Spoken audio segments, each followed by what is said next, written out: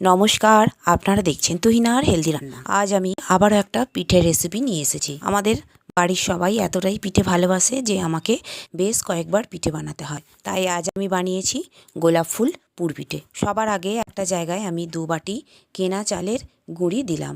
এরপর স্বাদ মতো নুন দিয়ে একটু মাখিয়ে নিলাম আর ফুটন্ত গরম জল দিয়ে আমি একটা চামচে করে এবারে একটু একটু করে মেখে নেব। যেহেতু এটা কেনা চালের গুঁড়ি তাই একটু অল্প অল্প জল দিয়ে মাখতে হবে, কারণ একবারে অনেকটা জল দিলে মাখাটা পাতলা হয়ে যাবে। তাই একটু একটু জল দিয়ে আমি মেখে নিচ্ছি। এখন আমি চামচটা রেখে দিয়ে হাতে করেই মেখে নিচ্ছি, কারণ হাতে করেই সবথেকে বেশি ভালো করে মাখা যায়। এবারে এইগুলোকে একটু বড় বড় করে লেচি করে নেব। এটা গরম জল দিয়ে যত চটকে চটকে মাখা যাবে ততই এই গুঁড়ি মাখার চিটটা ভালো হবে। আমি বেশ কয়েকটা বড় বড় লেচি করে নিয়েছি। এবারে এই লেচিগুলোকে আমি গোল গোল করে নেব আর বড় রুটির মতো বেলে নেব।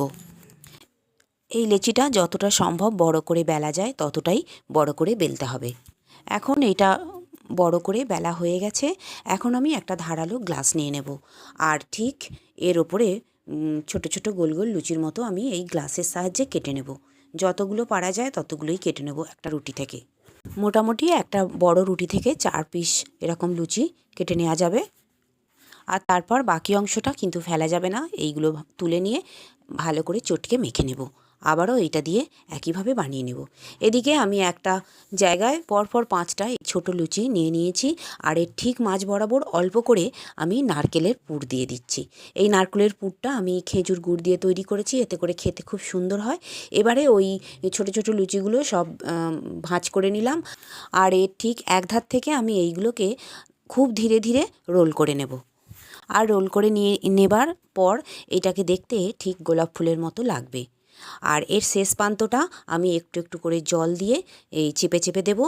আর যে অংশটা একটু ফেটে যাবে বা কোনো অংশটা যদি একটু খুলে যায় তখন সেখানটা একটু জল দিয়ে চেপে দিলেই সেখানটা ঠিক হয়ে যাবে।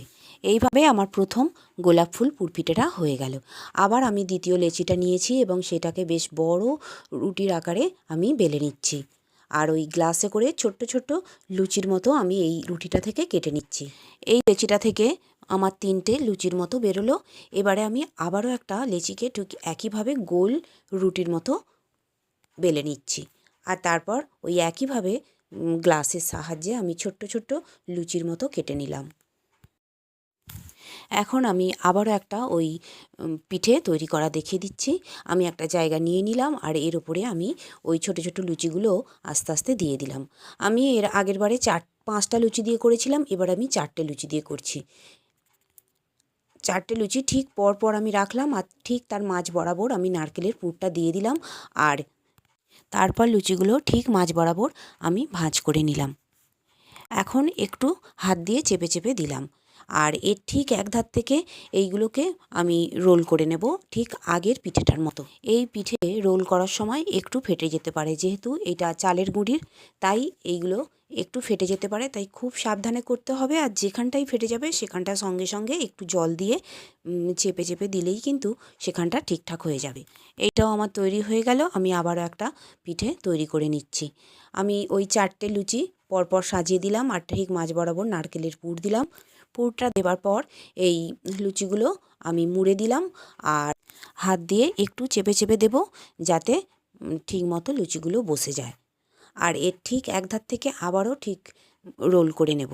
এই পিঠেগুলো এখন কাঁচা অবস্থায় একটু একটু ফেটে যেতে পারে, কিন্তু এগুলো সিদ্ধ হয়ে যাওয়ার পর এগুলো একদমই ভাঙবে না।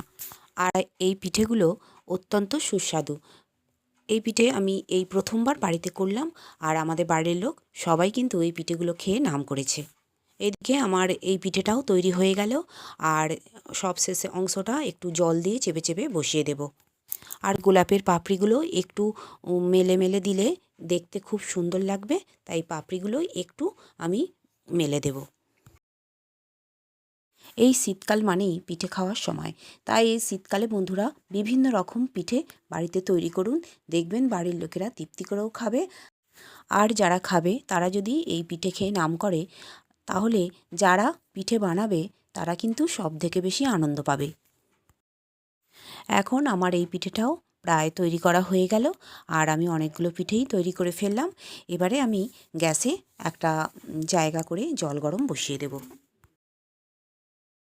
আমি একটা ডেচকিতে গ্যাসে জল বসিয়ে দিলাম আর তার উপরে একটা ঝাঁঝরি বসিয়ে দিলাম।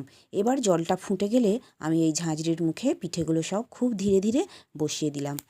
জলটা যত ফুটবে ততই এর ভেপারটা ওই ঝাঁঝরির মধ্য দিয়ে পিঠেগুলোকে সিদ্ধ করবে। তারপর আমি একটা চাপা দিয়ে দিলাম আর মিনিট 15 আমি এটাকে সিদ্ধ হতে দেব।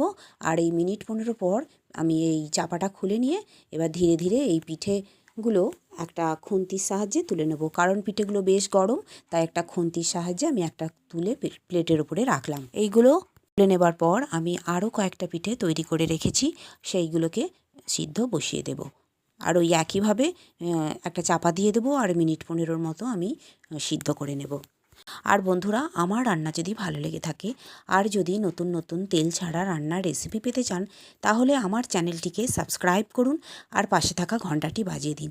আর লাইক, শেয়ার, কমেন্ট করতে কিন্তু একদম ভুলবেন না। এখন আমার পিঠে প্রায় কমপ্লিট। এবারে আমি এইগুলোকেও তুলে নিলাম। আর বন্ধুরা, আমারই মতো ঠিক এইভাবে গোলাপ ফুল পুরপিঠে বাড়িতে বানিয়ে খান, দেখবেন সকলে খুশি হবে। তৈরি হয়ে গেল আমার দুর্দান্ত স্বাদের গোলাপ ফুল পুরপিঠে। আর আমার রান্নাটি দেখার জন্য সকল বন্ধুদের জানাই ধন্যবাদ। ভালো থাকবেন।